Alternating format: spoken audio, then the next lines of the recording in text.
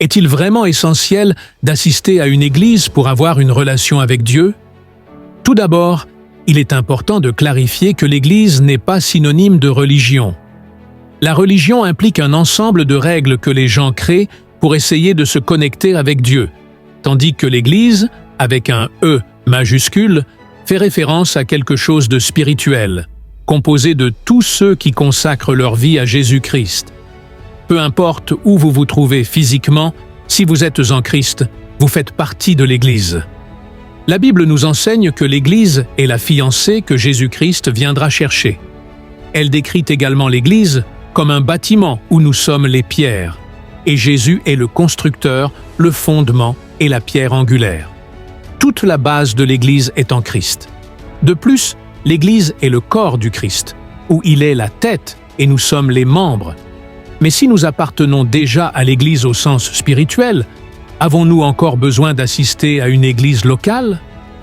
La première chose à comprendre est que, tout comme une pierre isolée ne forme pas un bâtiment, un membre seul ne forme pas un corps. Par conséquent, il n'est pas possible de cultiver une relation avec Dieu de manière isolée ou seulement avec ceux qui ne font pas partie du corps du Christ. Lorsque nous devenons partie de la famille de Dieu, il est vital que nous marchions en communion avec nos frères et sœurs. Lorsque nous parlons d'une église locale, nous ne faisons pas référence à une institution religieuse, mais à des personnes.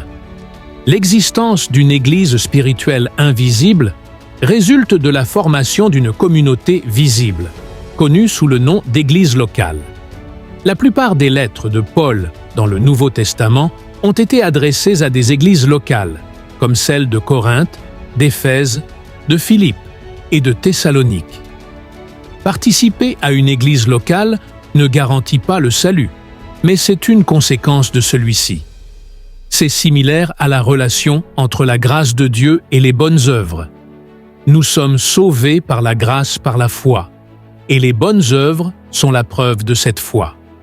Tout comme la foi sans œuvre est morte, il n'y a pas de vie en Christ sans la communion de l'Église. Combien de personnes sont nécessaires pour former une église locale? La Bible dit que là où 2 ou plusieurs sont réunis au nom de Jésus, il est présent. Cependant, cette réunion doit être dans la quête d'une relation avec Christ. Un petit groupe sans l'intention de s'intégrer dans une communauté plus grande peut ne pas remplir le véritable but de l'Église, qui est la prédication de l'Évangile. Si un petit groupe souhaite grandir et devenir une église locale, il est crucial d'examiner ses origines. La personne qui a initié ce ministère a-t-elle été guidée par Dieu ou motivée par des questions personnelles? Tout comme il existe des raisons légitimes de commencer un nouveau ministère, il y a aussi de mauvaises motivations, comme l'orgueil ou la vanité. De nombreuses nouvelles églises sont nées de visions supposées, conduisant à l'émergence de sectes. Ce qui définit une église du Christ n'est pas seulement la bonne intention de son leader, mais ce qui est enseigné à l'intérieur. La vérité biblique est unique. Cependant, il existe de nombreuses dénominations. Cela se produit pour 2 raisons principales: des questions doctrinales et culturelles. Au début de l'Église, des hérésies sont apparues et ont contaminé la foi, créant des divisions et de nouvelles interprétations théologiques. Aujourd'hui, commencer une nouvelle Église pour des raisons doctrinales est risqué, car cela peut aboutir à quelque chose sans fondation solide. Concernant les questions culturelles, de nombreuses églises émergent pour dialoguer avec les cultures locales. La prédication de l'Évangile doit respecter des valeurs communes, sans accepter ce qui s'y oppose. Un exemple en est l'approche de Paul à Athènes, où il a utilisé la croyance en un Dieu inconnu pour parler du Dieu révélé en Jésus. Une question courante est si l'Église a été créée par Dieu pour avoir une relation avec lui, pourquoi y a-t-il tant de problèmes et de scandales en son sein? Il y a 2 raisons principales.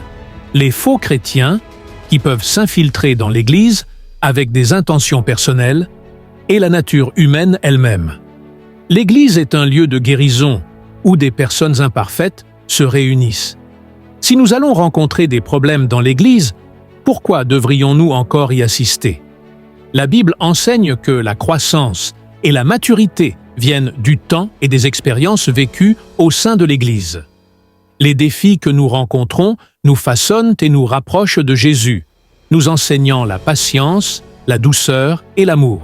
La soumission à la direction est un aspect important de ce processus, car Dieu a établi des autorités pour notre croissance. Considérez l'Église comme l'arche de Noé. Rester à l'intérieur peut être difficile, mais dehors, la tempête est encore pire. Votre déception à l'égard des gens ne doit pas être une raison pour abandonner la congrégation. L'Église est la plus grande preuve de l'action de Dieu dans l'histoire et est essentielle pour la prédication de l'Évangile et le salut.